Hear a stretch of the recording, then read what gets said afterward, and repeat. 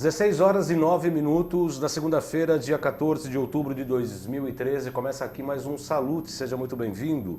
O Salutes é um programa que visa o resgate das medicinas tradicionais, sobretudo a medicina chinesa e a acupuntura, que é a minha especialidade, mas também a medicina ayurvédica, tibetana, e traz as técnicas e tecnologias de ponta para a qualidade de vida e o bem-estar. Entendemos aqui que a qualidade de vida, tanto a qualidade de vida quanto o bem-estar, é uma condição de consciência, é saber quem se é e para onde a gente caminha nesse universo imundo. Hoje é aniversário municipal de Montadas, município de Paraíba. E olhem só, dia do meteorologista aqui no Brasil. Os meteorologistas falaram que iam chover ontem. Eu estava com o carro todo sujo. Eu falei, não vou lavar, vai chover. Bastou lavar hoje, está chovendo. Foi no dia 14 de outubro de 1926 que foi fundado o município de Guaíba, de onde previamente originou-se a Revolução Farroupilha.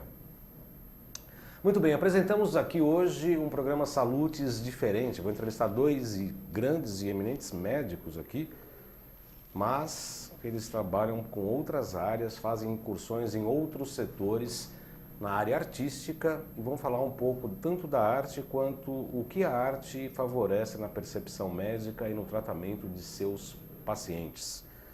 Eu tenho o prazer de receber aqui o escritor, ele fala que é escritor, mas ele é poeta porque eu já li o livro dele, Dr. Nilo Gardim, vai falar sobre o seu livro Rosas Adormecidas e da sua experiência também como editor da revista Arte Médica Ampliada, órgão oficial da Associação Brasileira de Medicina Antroposófica. O livro do Dr. Gardim é esse aqui, Rosas Adormecidas. E vamos ouvir boa música, porque eu tive a oportunidade de ver, porque o Dr. Samir Vadirhami teve a gentileza de enviar um CD para a minha residência. Eu tive a oportunidade de ouvir, eu estudei música, estudei saxofone, viu, Dr. Samir? Sei ler partitura e tenho ouvido afinado, não é qualquer coisa que me agrada, não. E o CD do Dr. Samir realmente é muito bom. Ele vai falar como comanda a batuta de uma orquestra que ele criou, a Orquestra do Limiar, criada em 2003, e vai falar um pouco do projeto da música dos hospitais ligados à Associação Paulista de Medicina, a APM. A arte se une à medicina mesmo? Muito boa tarde, Dr. Nilo Gardim, seja muito bem-vindo ao Salutes. Ele já veio aqui, já falou sobre nutrição, sobre alergia e está retornando hoje como poeta e escritor. Boa tarde, Samir. Boa tarde. Dr. Nilo. Boa tarde, aqui é um prazer estar, acho que é a minha quarta vez aqui no seu programa. Já é figura carimbada. É uma alegria sempre, e para você ter uma ideia do alcance do seu programa, eu sempre recebo pacientes e amigos que comentam, eu vi seu vídeo do AltV, eu vi que fica tudo arquivado, então aquele seu vídeo sobre alergia, sobre alimentação, então o alcance do seu programa é muito bom, tem essa função didática também junto aos pacientes, é um prazer estar aqui. E se você me permite, eu acrescentaria mais uma data, não é de hoje, foi de ontem, foi o dia do fisioterapeuta. É verdade, é verdade. Um agradecimento aos fisioterapeutas, e a nossa saúde também depende deles, a minha, que eu faço RPG e shiatsu há 4 anos já, e estou em pé graças aos fisioterapeutas. Dr. Samir Vadirhami tem 56 anos, médico clínico geral e regente. Estudou na Universidade Federal de Juiz de Fora. É a primeira vez que ele nos dá o prazer da presença. Ele estudou na Suíça, na Alemanha, formado em composição e regência pela Unesp. Dr. Samir, seja muito bem-vindo. As portas do Salutes estão abertas a você, principalmente primeiro como músico, depois como médico. Como médico não sei, mas como músico, as portas do Salutes já estão abertas a você. Seja muito bem-vindo, Dr. Samir. Agradeço o convite, é um prazer enorme estar aqui pela primeira vez. O Dr. Nilo já havia me falado, ele realmente insistiu para que a gente pudesse estar aqui, e está sendo um prazer enorme estar aqui. Hoje também é uma data muito importante para mim, ver que é o aniversário da minha filha mais velha. Está fora do país. Ela está fora onde? Está na Suécia. Como é que é o nome dela? Maíra. Maíra. Então ela vai assistir nosso vídeo no YouTube, provavelmente, ou se ela não estiver ao vivo. Nós temos uma ampla penetração, inclusive no Japão, em outros países. As pessoas realmente escrevem muito, curtem muito o programa, porque é um programa apresentado por uma pessoa que tem um pouquinho de saúde, não é muito, mas um pouco. Então eu interajo um pouco, mando o entrevistado ficar quieto, discuto, não acredito, não concordo, e é um programa realmente diferente, viu, doutor Samir? Seja muito bem-vindo, é um prazer tê-lo aqui. Doutor Nilo, começa a falar um pouco da sua história, do menino do interior que virou médico, antes de mais nada. Pois é, então, está na orelha do livro, né? Inicialmente eu relutei em colocar uma orelha no livro, um resumo de biografia, porque eu desejava que não houvesse nada entre o leitor e o conteúdo do livro, as poesias, mas acabei cedendo e colocando uma breve biografia. Mas tenho origem simples, do interior, acostumado sempre ao contato com a natureza. Isso talvez me favoreceu a buscar as medicinas naturais. Já na faculdade eu me interessava pela homeopatia, depois comecei a estudar antroposofia já na faculdade, e aí segui um caminho um pouco diferente da maioria dos médicos que primeiro iniciam pela área pela área convencional, acabam se desiludindo de certa forma, depois migram para a área que a gente chama de medicina complementar. Eu já comecei na medicina complementar, na homeopatia e na antroposofia, e depois eu fiz minha formação convencional. E junto com isso, sempre interessado em literatura. Sempre... Não, literatura não. Vamos falar de medicina primeiro. Daqui a pouco a gente fala de literatura. Como é que foi seu desencanto com a medicina convencional, doutor? Na verdade, eu não me desencantei, não. Eu só acho que nenhum sistema médico contempla tudo. Então, se o médico pode abranger um pouco mais através de uma outra formação, ele vai ter mais armas, ter mais recursos para tratar os pacientes e ter mais chance de curar ou de cuidar bem dos pacientes. Então, se a gente pode agregar a medicina complementar, a acupuntura, a homeopatia, a antroposofia ou a fitomedicina, o grande beneficiado disso é o paciente e nós mesmos, porque a gente passa a compreender as coisas de um outro ponto de vista. Então, eu nunca me decepcionei com a medicina complementar, convencional. Eu simplesmente, desde o início, achava que ela precisava ser complementada. E uma visão um pouco mais profunda e uma visão integral do paciente, não separá-los por partes e entender só um sistema, só um órgão. A pessoa precisava ser vista como um todo e que precisava de uma visão um pouco mais profunda. Infelizmente, a medicina convencional parte para uma visão mais sectarizada, e isso não é bom. Os próprios médicos convencionais já concluem isso, né? E hoje existe uma necessidade da medicina integrativa.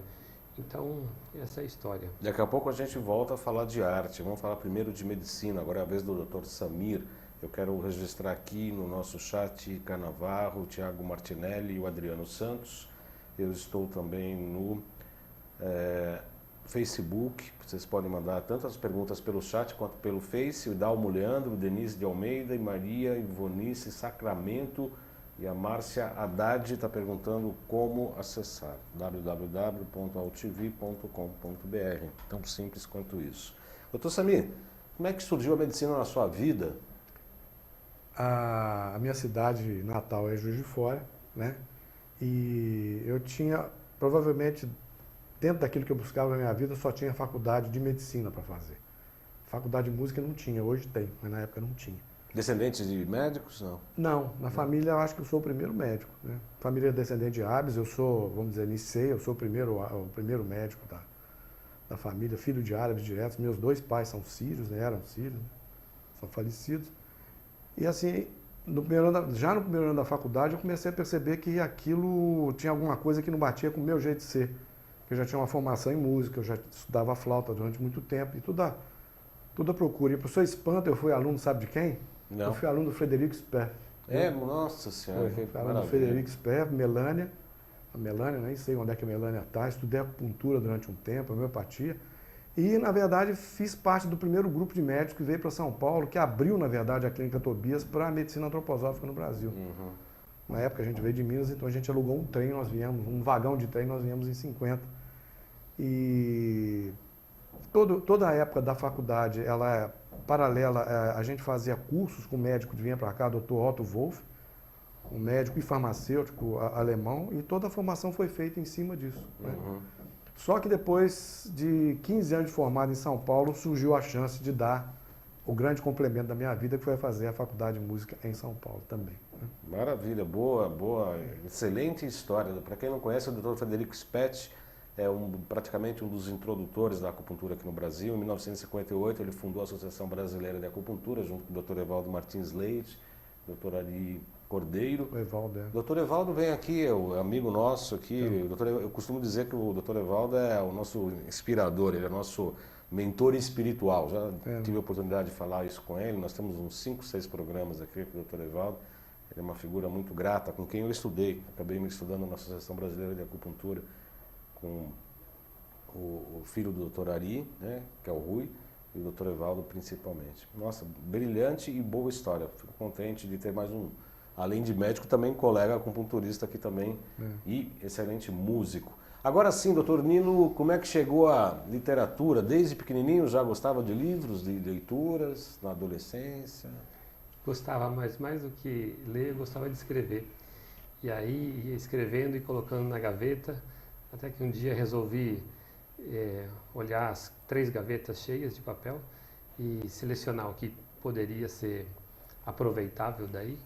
E fiz um filtro e do filtro virou um livro, talvez vire outro e outros, mas eu acredito que essa seja a história de muita gente.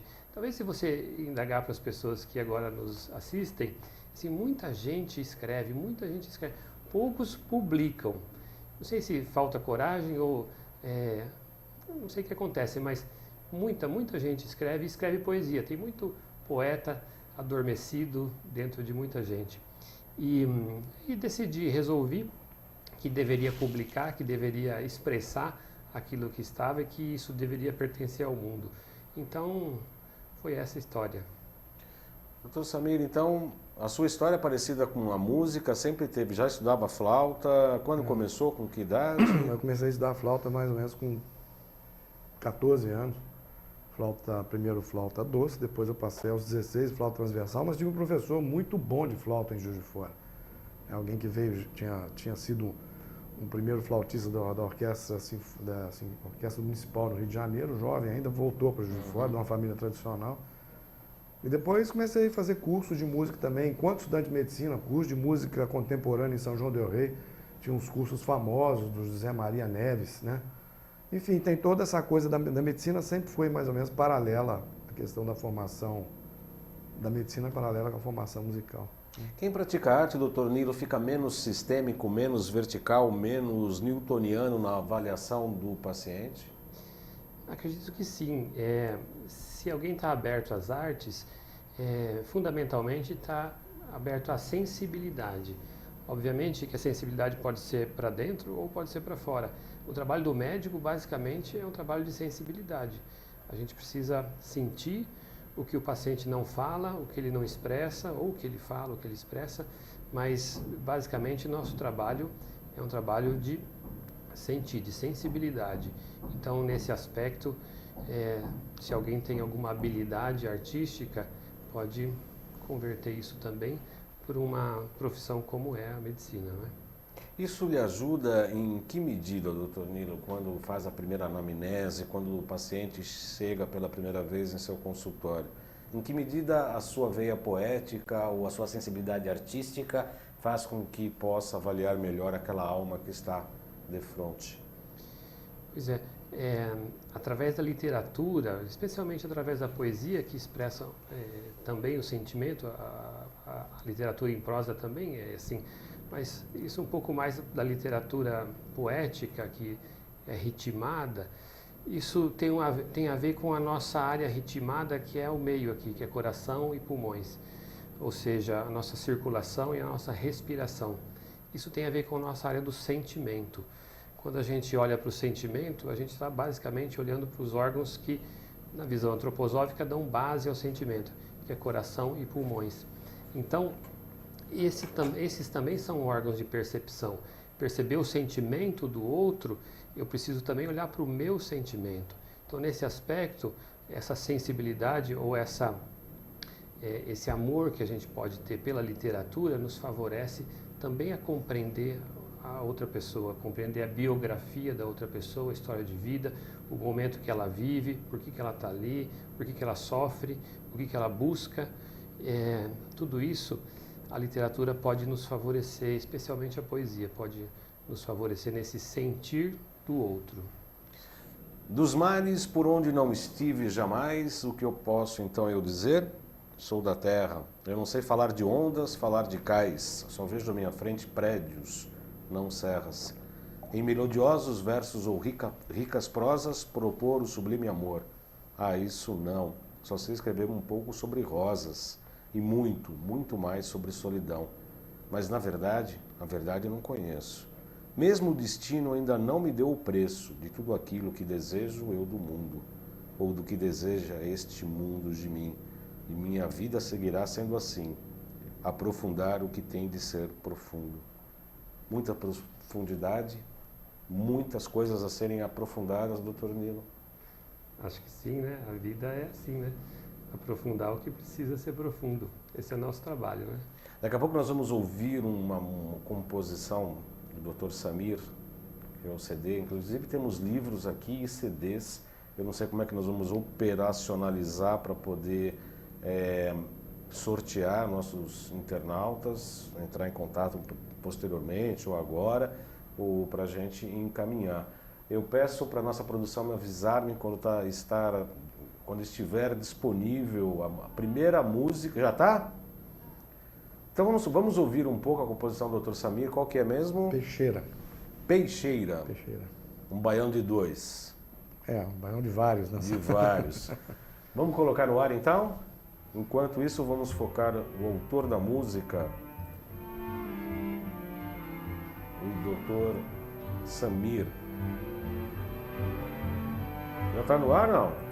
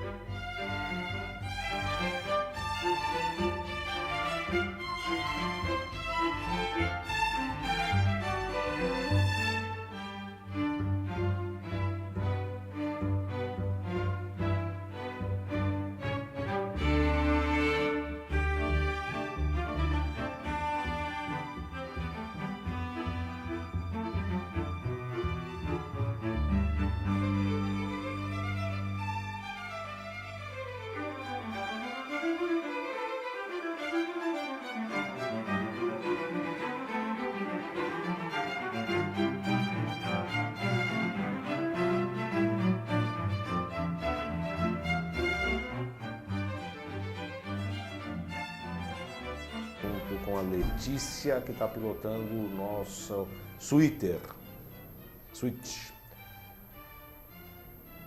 Como é que é a composição? Como é que é o processo Dizem que normalmente é muito difícil, é um processo dolorido, difícil, é isso mesmo? Sabe? A música, a música em si, ela tem tudo, na verdade, que a gente precisa. Sempre falo que a música tem harmonia, ela tem melodia, e ela tem contraponto, ela tem um conjunto, né?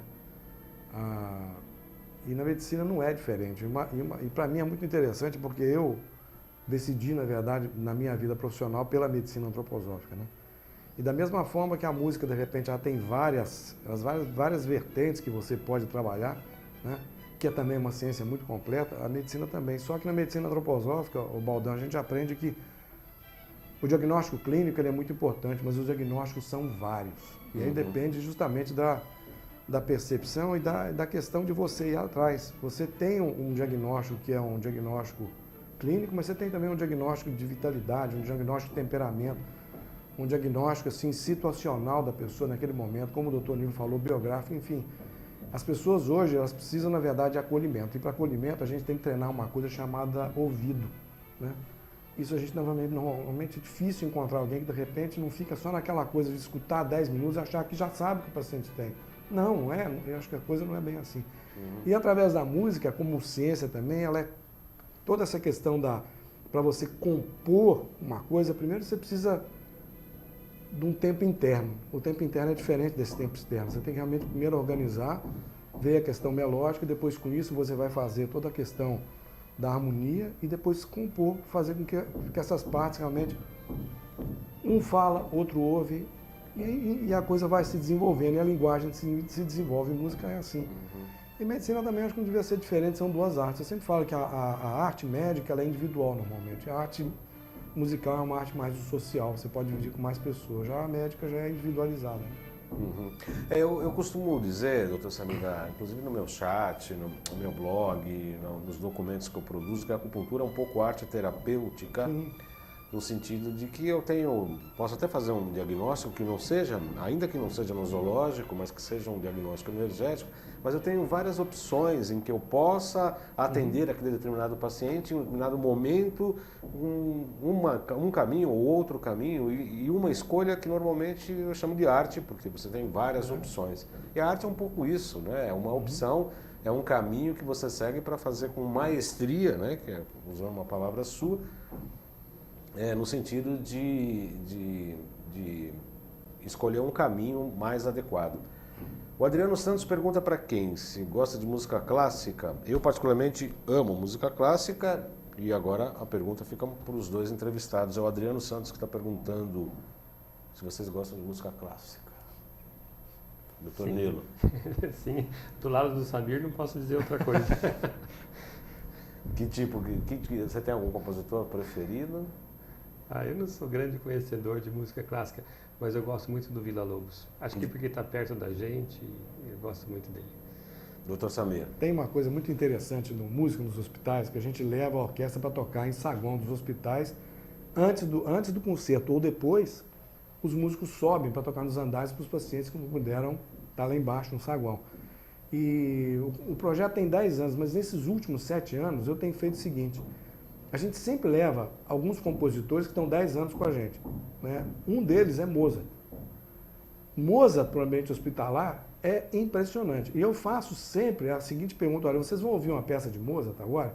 Depois eu vou fazer, escutem, depois eu vou fazer uma pergunta para vocês. A gente toca a peça e depois eu pergunto: escuta, dá vontade de fazer o quê?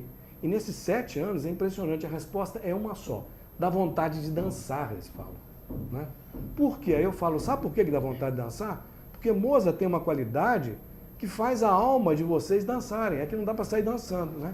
E Mozart, outro autor também que a gente sempre leva, que agrada muito, é Piazzolla. É impressionante. Os dois são meio que alquimistas musicais, no sentido assim de que tem um tempero ali que mexe com as pessoas de uma maneira diferente. Né? Você falou uma palavra mágica, doutor Samir. Eu estou escrevendo um livro. Sim. Eu fiz um curso de florais alquímicos com Joel Aleixo e tal. Eu tenho uma interpretação da alquimia chinesa que se praticava há 5.000 anos, a alquimia medieval. E hoje, o que é essa alquimia?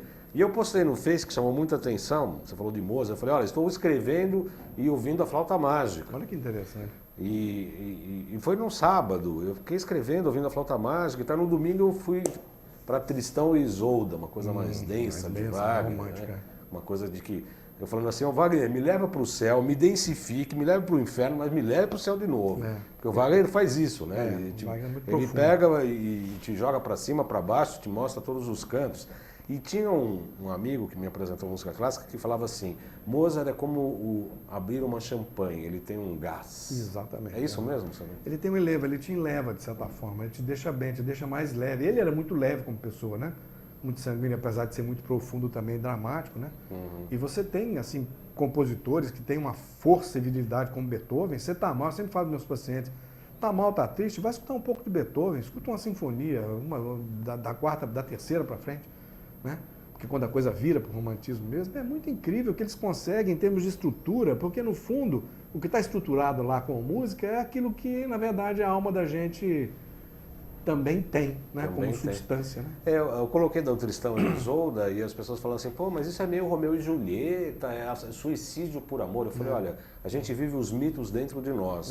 Né? E eu agradeço a esses compositores de estarem, né, de mostrarem o quanto isso é importante na nossa própria vivência. Deveríamos fazer pesquisas, doutor Samir, assim, fazer uma avaliação do sistema neurovegetativo dessas pessoas antes da música e depois, né? É impressionante assim, a experiência que a gente tem, Baldão. Toda vez que a gente vai para um hospital novo, que a gente nunca tocou, é sempre muito difícil entrar no hospital. As pessoas não sabem que vão, não tem a menor ideia do que vai acontecer. Você vai de fraque ou vai de médico? Não, a gente vai de camisa do projeto mesmo, uma camisa branca, todo mundo, inclusive eu, então temos um uniforme, né? Tem patrocinador. Nosso patrocinador, inclusive, é a Sanofi, né, que gosta muito do projeto. O projeto é da Associação Paulista de Medicina. E a gente entra, né? E às vezes com muito custo. De repente a gente monta a orquestra e começa a tocar. Depois da terceira música, as pessoas começam a ficar espantadas. Puxa, é uma orquestra mesmo tocando aqui dentro, né? Com um repertório que é preparado a dedo para o ambiente hospitalar. No final, a pergunta sempre é a mesma. Quando é que vocês vão voltar? É sempre assim. Ou seja, que muda. Eu sempre falo que a gente tocar no ambiente hospitalar é como se a gente estivesse acendendo um incenso musical para aquele ambiente, sabe? A gente vai limpando um pouquinho toda aquela amargura, todo aquele peso que o ambiente hospitalar tem, né? Porque eu sempre falo, o hospital deveria ser um ambiente, deveria ser um local de esperança, mas normalmente às vezes não é. É uma coisa de meio que desespero das pessoas para chegar lá, né? Porque chegar no hospital já significa que muitos hábitos errados ficaram para trás e a pessoa teve que chegar numa condição nada boa, né? Para reverter, vamos dizer assim. Né? Nesse livro que eu estou escrevendo, eu faço uma crítica contumaz ao sistema de hospitalização, sobretudo como hoje, como se morre hoje. Morre-se entubado, morre-se com máquinas inflando e desinflando pulmões, máquinas que forçam ou sedam o coração, absolutamente inconsciente e sem qualquer dignidade. Estou criando um capítulo sobre o nascer e o morrer, e é um pouco essa questão. Nos encontros de saúde quânticas, estão se prevendo um hospital quântico, teriam cores, teriam flores, teria música, teria aromas, teria outras coisas, porque é um lugar para tratar de saúde, não de doenças. Né? Esse é o grande dilema. A gente é educado para tratar a doença, mas na verdade a gente devia se reeducar para tratar a saúde, porque esse é o bem maior das pessoas. Né? Meu filho está no 4º ano de medicina, doutor Samir, lá na Escola Paulista de Medicina, e a gente sente sempre para conversar e discutir a formação médica. Eu, como jornalista, fiz o jornal Jovem Médico, ligado à Associação Paulista de Medicina, acompanhei a formação dos médicos e vejo que o enfoque é, como o doutor Samir falou, é muito mais para a doença do que para a saúde. Nós precisamos mudar esse paradigma, né? Começar a olhar para uma coisa da saúde, do saudável, e por que essa não está havendo essa quantidade de saudável. O Wilton Novaes fala, o local de nascimento de Mozart se encontra na Goethe, né? Quando o quê? Da cidade de Salzburgo. Sim. Trata-se de uma casa que atualmente conta com uma grande quantidade de objetos da época. Mr. Google aqui pelo jeito, né? O Wilton Novaes. Mozart começou a escrever sua primeira sinfonia no ano de 1764, quando tinha apenas 8 anos. Avisa ele que Mozart odiava Salzburgo. Odiava? Odiava Salzburgo. Por conta do quê? Ele não se sentia acolhido na cidade natal dele. Ele queria, na verdade, morou, na verdade, queria morar sempre em Viena. Sempre, quanto mais perto da corte, melhor, né? Eu fui numa palestra muito interessante, doutor Samir, em que a pessoa colocava como é que era o dileto inimigo dele lá da corte? O Salieri, mas isso é... Não, mas o filme ele fazia a peça, mostrava para o Salieri, né? Aquela tim. Mozart olhava, sentava no piano e fazia daquilo, né? Ele revivia, começava a tocar aquela frase e de repente ele recriava tudo com um brilho, com uma genialidade. O Salieri era o músico oficial da corte, onde o Mozart queria chegar, mas o Mozart tinha um respeito muito grande. Quando ele estreava uma ópera, por exemplo, ele pagava do bolso dele uma carruagem para buscar o Salieri, levar para ver e voltar para casa. Era uma coisa de prática, era uma coisa de respeito e tudo mais. Não era uma disputa, aquela coisa, não, você lá. O Mozart sabia, eu acho que ele tinha profundo conhecimento do talento dele. Eu acho que nele se aguentava, por isso que morreu cedo. Né? Os gênios sofrem, pergunta o Wilton Novaes aqui, do Tornilo. Você sofre para escrever? Eu não me acho gênio. Eu preciso achar um gênio para perguntar isso para ele. Eu conheci alguns gênios, tive a sorte de ter alguns professores, bem poucos, mas professores gênios. mas eu estou bem longe disso. Mas você sofre para escrever? Depende do sentimento que se expressa através da literatura, da poesia. Às vezes é a expressão de um sofrimento. Esse poema que você leu aí tinha alguma coisa sobre solidão, sobre a paisagem que está ao redor e tudo mais. Então pode ser a expressão de um sofrimento, mas pode ser também a expressão de uma alegria, pode ser a expressão de um fato, né? Não necessariamente sofrer, né? Paixão é um tipo de sentimento, mas não é o único, né? Agora a gente vai comemorar o aniversário de Vinícius de Moraes, né? Esse era um poeta sofrido, né? Ele colocava o amor como expressão do sofrimento. Quer dizer, o amor só é amor se tiver alguma coisa... Se doer, né? Se doer, lógico que ele se referia à paixão, né? Paixão como a fase inicial do amor, que sempre tem um sofrer aí. Mas não necessariamente, né? Pode ser alguma alegria também, né? Eu tô com uma ótima notícia diante disso, viu, doutor Anilo? Porque eu acho que eu tô começando a me sentir gênio, porque eu sofro para criar. Você, doutor Samir? Eu acho que a criação, ela demanda um pequeno processo de morte. É sempre assim, porque, de repente, é algo da tua vitalidade, na verdade, que é colocado, no caso do Nilo, em forma de palavras, no caso dos compositores, em forma de música, e aquilo é como se fosse um pedacinho da tua constituição que vai, na verdade, ser dividido com muitos. Acho que isso tem processo de transformação, não morte no sentido negativo, não. Uhum. É morte no sentido, assim, de que alguém, na verdade, se coloca, né? Assim, se coloca com consciência meio que total e de uma forma completamente abstrata e separada do mundo para poder trazer, a partir da própria sensibilidade, algo para os outros. Eu acho que nesse sentido, é um processo de morte, né? Eu participei de uma escola de iniciação ocidental, mas em que dávamos muito valor ao Rudolf Steiner, né, e sobre a medicina antroposófica, etc. Quando estudávamos música, nós vimos exatamente isso. Quando você observa uma escultura, uma pintura, ou quando você ouve uma música, o ideal, sobretudo música clássica, obviamente, dos gênios, a gente tentar assimilar o espírito do compositor que viveu aquele drama. Sim. E trouxe para as notas aquela vivência que eu posso viver sem ter que passar por todas as experiências mais difíceis. Sim. Concorda com isso? Concordo. Sim. O próprio Rudolf Steiner, assim, se você for ver o que ele fez como homem, é impensável, inimaginável. Sabe, dizem que ele morreu com 64, 65 anos, né? Ele teria condição de viver até 80, 90, mas, de certa forma, quando você acende uma vela muito, muito cedo, ela também vai se apagar mais cedo, né? Ou seja, que consome, né? Acho que a própria vida dele foi muito consumida, assim, era muita responsabilidade e, assim, uma carga de atividades, assim, supra-humana, eu acho, né? Mas conseguiu trazer algo realmente novo e importante. A questão toda é que a ciência talvez ainda precise de mais tempo para poder digerir, né, muito do conteúdo que ele trouxe, porque ele trouxe como ciência. Ele faz questão de colocar ciência espiritual, a antroposofia é uma ciência espiritual. Mas, quando as pessoas escutam a palavra espiritual, normalmente elas rapidamente desvirtuam o termo, achando que espiritual é algo que sem forma, é algo alienígena, é algo do outro mundo, né? Isso eu acho que tem que acabar logo, porque a gente está vivendo uma época em que existe uma abertura muito grande para se compreender de maneira mais sensível o mundo, ao mesmo tempo que a gente vive uma época profundamente materialista, né?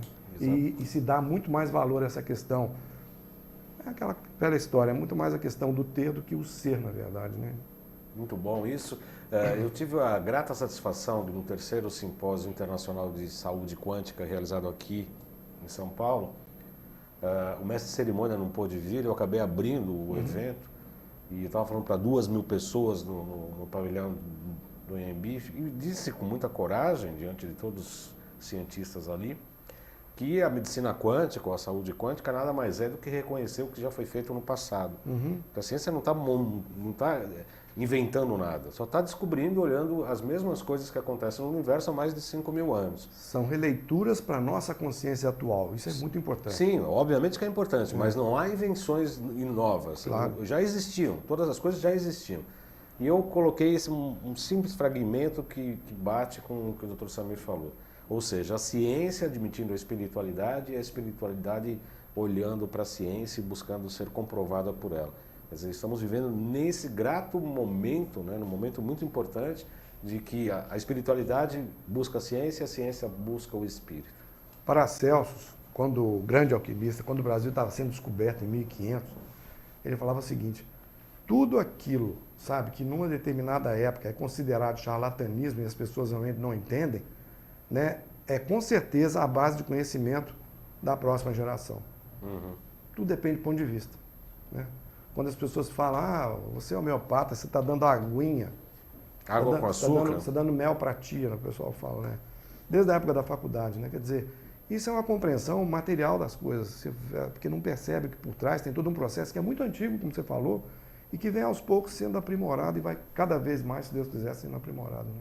Eu participei de um seminário, não este, um internacional, mas um outro promovido por um laboratório, que é a Physioquantic, com médicos dando com 40 anos de experiência, falando que está se fazendo cirurgia placebo. Eu falei, não, mas espera aí, o que é isso? Abre-se um joelho, coloca-se um pano, faz como se fala, como se tivesse feito os procedimentos, sutura-se, não se faz coisa nenhuma e o paciente fica bom. Cirurgia placebo. Eu falei, bom, só vou acreditar porque é você que está falando, porque isso é uma coisa, né, praticamente quase inacreditável. Essa aqui é a Arte de Médica Ampliada, é a revista que o Dr. Nilo Gardim edita. O trabalho de editor é duro, né, Dr. Nilo? Eu já fui editor de algumas revistas, não é brincadeira não. Aonde fica o médico na hora que edita uma revista? A primeira dificuldade é receber o material. Estatisticamente, 3% dos médicos gostam de escrever e têm uma certa habilidade para escrever. Porque essa questão da arte também envolve habilidade. Eu posso ter uma técnica, eu posso aprender a consertar relógio. Eu tenho a técnica. Isso não significa que eu sou um artista. Para eu ser um artista do relógio, eu preciso ter a habilidade para consertar relógio. Uhum. Então, estatisticamente, 3% dos médicos têm habilidade para escrever. E a revista depende de receber artigos. A partir desses artigos, se organiza, se corrige, se pede mudanças para o autor ou não. E aí, essa organização para publicação. Mas é um trabalho bem interessante. Eu sinto como cada número dessa revista, ela é trimestral, cada número é um livro publicado. Obviamente que eu não sou o escritor, eu sou o organizador. Às vezes eu escrevo também, submeto o artigo aos trâmites de avaliação, de correção, mas é como uma publicação de um livro, de reunir material e publicar e colocar no mundo. Ela é uma revista trimestral, se me permite, o site, ela tem acesso aberto às pessoas, não a edição atual, mas a partir da penúltima edição, ela está sempre no site, e o site é www.abmanacional, A de associação, B de brasileira, M de medicina, A de antroposófica, nacional.com.br, esse é o site da nossa associação médica, /revistas, e aí você encontra lá os artigos. A gente sempre começa a revista com um artigo para meditação. Um texto do Steiner, um texto do Goethe, um texto de um grande pensador que nos interioriza. Aí, a partir dessa interiorização, a gente vai ler o restante da revista, mas ela sempre começa com isso, sempre tem alguma frase que traz a reflexão, e porque justamente nosso intuito é esse. E também, trazendo um assunto que foi um pouco antes desse agora, sobre a arte e a medicina, você falou sobre o seu filho que estuda, a gente vê com uma certa tristeza essa dicotomia. Exato, e a separação da arte na medicina, porque hoje o que se ensina muitas vezes é uma técnica, mas a gente precisa de pessoas habilidosas, não precisa só da técnica, né? Eu posso aprender uma técnica, mas eu preciso ter habilidade para fazer isso, para que isso se transforme numa arte. Na Associação Brasileira de Medicina Antroposófica, o curso é dado, eu fiz o curso assim, eu tive a sorte de fazer o curso assim, nos davam aulas, conteúdo teórico e prático. Depois da aula tem uma atividade artística, a gente vai pintar, a gente vai modelar, a gente vai fazer euritmia, que é quase uma dança, mas obviamente que o conteúdo dessa arte que é dado depois da aula tem a ver com a aula. Então a gente estuda a depressão do ponto de vista da medicina convencional e da medicina antroposófica. Depois a gente vai fazer uma pintura E a terapeuta artística que vai conduzir essa pintura nos estudantes, ela vai nos mostrar como a depressão pode se manifestar na pintura e como a gente trata essa depressão, qual é o impulso de tratamento. Então, a medicina antroposófica, ela é ensinada não só para a nossa cabeça, a gente tem uma vivência artística daquele conteúdo. Isso é impressionante como isso entra na nossa alma, não pela cabeça. Também entra pela cabeça, obviamente, a gente vai estudar, vai ler todo aquele conteúdo, mas essa vivência artística que se segue ao conteúdo é impressionante como essa didática, vamos dizer assim, nos traz o conteúdo para a alma. Estão se fazendo estudos para muito bons resultados na Unifesp, inclusive, não me foge o nome agora, de um gerontólogo, amigo nosso, já veio aqui no Salutos também, que eles praticam a meditação na Unifesp para tratamento de hipertensão. Só meditação, 1 minuto de silêncio, tá? O Dr. Binhardi, é Francisco Binhardi, se não me engano. Que é homeopata também. Que é homeopata, gerontólogo, e ele falou numa palestra lá dos grandes efeitos, tem lá um campo lá, as pessoas vão, 1 minuto de silêncio, olha para dentro, e tratando hipertensão apenas com o poder da mente. Uma outra maneira de tratar a hipertensão, bem interessante, é canto. O hipertenso, quando canta, melhora a pressão. Tem estudos que mostram isso. É interessante que a gente pode dividir a arte, talvez, em 2 grandes grupos. Esse é o Wesley Aragão de Moraes, que é um amigo nosso, médico, antropólogo, fala muito sobre isso e escritor também. Então, um grupo de arte que dá forma e um outro grupo de arte que dissolve ou que dinamiza. Então, quando a gente faz pintura não, mas a modelagem, a arquitetura é uma arte que dá forma, o desenho de formas também. Isso é bom para as doenças que têm a tendência de perder a forma, as doenças inflamatórias, por exemplo, as doenças quentes, que cursam com febre, e a gente precisa dar forma para isso. Do outro lado, do lado das doenças frias, por exemplo, a hipertensão, é interessante a arte que dissolve um pouco. Então a música, a poesia, a pintura, tudo isso alivia um pouco aquele rigor, aquele endurecimento. Então, nessas doenças frias, esse tipo de arte funciona muito mais. E a gente tem que ter essa noção, porque se eu pegar um paciente hipertenso, mandar ele fazer modelagem com argila, talvez eu piore a hipertensão dele. E também um paciente febril, está num surto febril, se eu mandar ele pintar, se eu der uma poesia para ele, quer dizer, elevá-lo ainda mais do que essa febre está elevando, talvez eu piore também, eu preciso trazer ele para baixo. Centrar mais, aterrar mais. Então, a gente estuda também em que momento indicar que tipo de arte. Interessante. E a música, nesse caso que o Dr. Nilo se referiu, Dr. Samir, como é que funciona? Como é que poderia se adequar entre quente e frio? Olha, aí entra uma questão. Na música você tem uma coisa muito interessante, que você tem uma escala maior e uma escala menor, né? A escala maior é mais aberta, ela realmente põe mais para cima, mais para fora. E a escala menor te põe mais para dentro. Dentro de músicas hospitais, a gente sempre leva peças que são ou peças barrocas que são contrastantes, que é allegro, adagio, allegro, que faz o movimento da alma. Então leva músicas que são em maior ou menor, né? E tem esse elemento. Agora, o que o Nilo está falando também tem muito a ver com a questão de hábitos, né? Quando a gente consegue colocar um hábito novo da vida da pessoa, e olha, perdão, um hábito novo pode significar simplesmente tomar medicamento 2 vezes por dia, se cuidar. Isso já é um bom hábito. Porque às vezes o paciente não faz o tratamento e desiste porque não consegue ter esse hábito, né? Meditar, vocês estão falando de meditar, são bons hábitos. O esporte é um bom hábito, caminhar é um bom hábito, meditar é um bom hábito, alimentação saudável é um bom hábito, né? E uma coisa interessante que a gente aprende na medicina antroposófica, né? Uma coisa que vem lá da época do Steiner, ele fala uma coisa que é surpreendente. Sabe o que ele fala, Baldão? Ele fala que quem cura é o professor e quem educa é o médico. Concordo. Ou seja, a gente tem essa responsabilidade de trazer de novo a saúde. E trazer de novo a saúde significa reconquistar, às vezes, hábitos perdidos, né?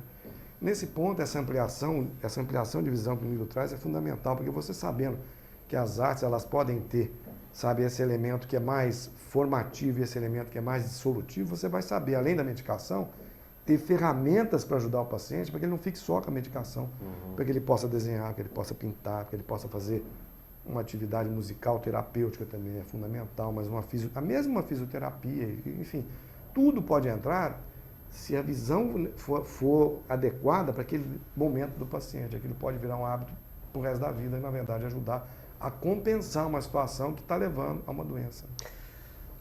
São 16 horas e 55 minutos. Eu quero registrar aqui o meu contentamento de entrevistar dois médicos que eu absolutamente respeito, o Dr. Samir e o Dr. Nilo Gardim. Quero dizer que eu sou um crítico contumaz da medicina e falo com meu filho porque eu sou crítico porque eu amo a medicina há bastante tempo. Embora não tenha sido formado na área médica, eu fiz acupuntura, fiz uma pós em acupuntura, uma pós em psicopatologia, faço muitos cursos na área. Os entrevistados daqui me acabam me convidando para cursos, eu estou sempre fazendo cursos, sempre aprendendo, sempre participando de mesas redondas. E como eu amo a medicina, por nome desse amor e desse respeito ao que eu sinto, eu sou crítico. E diante disso, eu crítico enquanto ser humano, enquanto pessoa, porque todo mundo pode falar mal do futebol, do jornalismo, da ciência, mas da medicina ninguém pode falar mal, né? Todo mundo fala mal, todo mundo, não pode e tal. Pode sim. E o que eu reconheço nesses dois profissionais é que o mundo assim realmente está mudando, a medicina está felizmente mudando, estão vendo novas humanizações, inclusive na Unifesp, falar humanização da medicina. Por que já não faz a humanização na formação, né? Forma, depois fala, agora precisa humanizar. Humaniza já na formação, né? Que aí não precisa fazer curso de humanização. E era isso que eu alerto sempre meu filho que está no 4º ano. Falei, você pode amputar, você pode fazer cirurgia, você pode fazer o que quiser. Agora, pulso você vai aprender, nem que tenha que colocar sua cabeça na morsa, eu vou te ensinar a pegar pulso. Você vai pegar pulso na forçada. E agora ele pega, pega meu pulso e tal. Precisa pegar o pulso, é importante para um diagnóstico de pegar os espíritos do paciente. Você pode fazer o que você quiser depois, mas você precisa ser treinado em determinadas coisas que o passado, a ancestralidade nos traz. Eu estou muito contente, muito feliz com o conteúdo do nosso programa. Sinto que já acabou, né? Que teríamos muitos outros assuntos, muitos outros aspectos, mas em breve eu pretendo fazer um novo programa com a dupla dinâmica aqui, para que a gente possa dar continuidade aos nossos assuntos aqui tratados, que realmente foram muito interessantes. Repetindo o site da abmanacional.com.br, Associação Médica Antroposófica. abmanacional.com. Desculpe, ABM Nacional. ABMA Nacional. ABMA Nacional, mas é tudo uma coisa Tudo só. junto. abmanacional.com.br.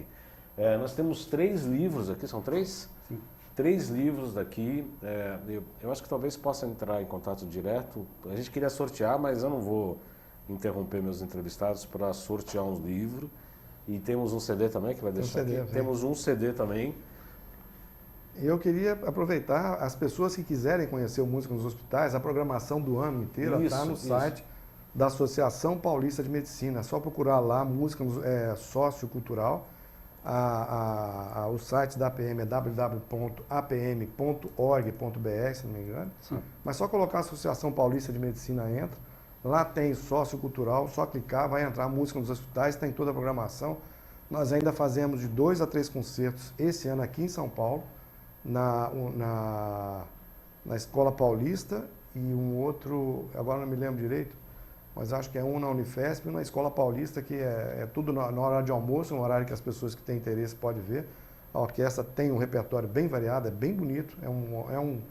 Eu sempre falo, a nossa intenção primeira não é fazer musicoterapia, mas aquele momento de 1 hora de música acaba sendo terapêutico pela forma como a gente faz. Acaba se transformando em, né? A programação pode encaminhar sempre para a gente por e-mail. Sim. Eu faço questão de divulgar aqui no programa, obviamente que é absolutamente importante. E também da Associação Antroposófica também, doutor Nilo, Porta dos Salutos estão abertas. Agradeço ambos. 2 segundos para a despedida final de ambos, olhando para a câmera. Eu quero, na minha despedida, homenagear o grande profissional que amanhã é homenageado, porque eu considero a mais nobre das profissões, o professor. Então, um abraço para todos os professores e nós todos estamos aqui, graças aos professores. Agora, doutor Samir? Não, eu queria agradecer o convite de estar com você, com o Nilo, o querido Nilo. E assim, espero poder ter contribuído um pouquinho, né? Espero que o programa realmente possa ter cada vez mais uma audiência maior para poder trazer esses conteúdos que são tão importantes na complementação da medicina, na complementação do conhecimento do ser humano. Né? Muito obrigado. Eu que agradeço a presença dos dois médicos eminentes, respeitáveis, que são bons profissionais, bons médicos e que também são bons artistas, com certeza, ensinando, praticando e mostrando que a ciência e a arte se imbricam, né? Assim, a espiritualidade buscando a ciência e a ciência buscando a espiritualidade para uma convivência melhor e a qualidade de vida e saúde, que, no meu humilde modo de ver, é nos tornarmos quem realmente somos, né? Com nossa missão, com nosso ímpeto, com nosso impulso espiritual, com uma realização na matéria. Uma boa semana a todos, até segunda-feira, às 16 horas, ao vivo aqui pela AltV. Será um prazer recebê-lo e continuar com a sua audiência. Até lá, boa semana.